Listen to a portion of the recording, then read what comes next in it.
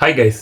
Hello, how are you? சலாம் அலைக்கும். இப்ப 20-40 கிலோல என்னால பெஞ்ச் பிரஸ் பண்ண முடியும். அதுக்கு காரணம் எங்க வீட்ல ஒர்க் அவுட்னா என்னன்னே தெரியாம 2 டம்பிள்ஸ் வச்சு நான் பண்ணிட்டு இருந்ததுதான் சொன்னவங்களால நம்ப முடியுதா? இதெல்லாம் யாரா உன்கிட்ட கேட்டா? யாரா நீ? நான் தான் ஆசிக். அது என்னன்னு இந்த வீடியோல ஃபுல்லா பார்க்கலாம். ஸ்டார்டிங்ல உடம்பு குறைக்கலாம்னு நினைச்சதுக்கு அப்புறம் ஜிம்முக்கு போலான்னு தான் நினைச்சேன். ஆனா நான் ரெகுலரா போவேனான்னு எனக்கே ஒரு டவுட்டா இருந்துச்சு.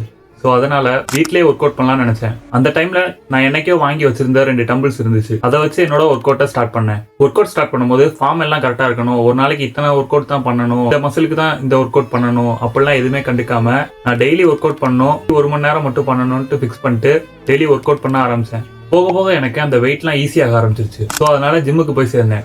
மசில் குரூப்ஸை பிரிச்சு ஒர்க் அவுட் பண்ண ஆரம்பிச்சேன். டயட் ஃபாலோ பண்ண ஆரம்பிச்சேன். இந்த மாதிரி பல விஷயத்த கத்துக்கிட்டேன்.